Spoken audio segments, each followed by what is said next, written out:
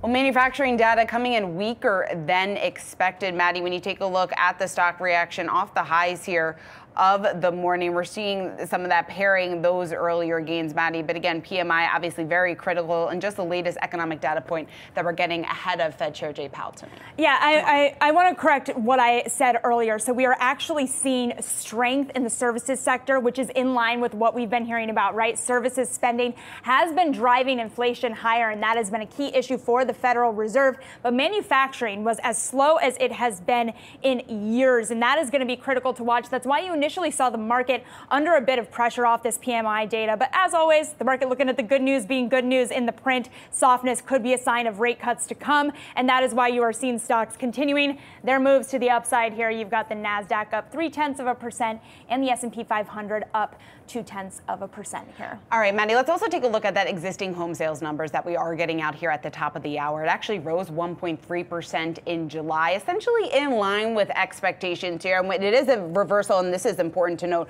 from what we actually saw the prior month, because it had fallen 5.1% the prior month. So why are we seeing more activity? Some of that having to do with the lower mortgage rates, obviously, that we have seen, increasing homes, obviously luring some of the buyers back into the market. So much of this very much hinging on pricing and what we see further here for the 30-year U.S. mortgage rate going forward. But again, existing home sales at least rising for the month of July, up 1.3%, essentially in line with expectations, Maddie.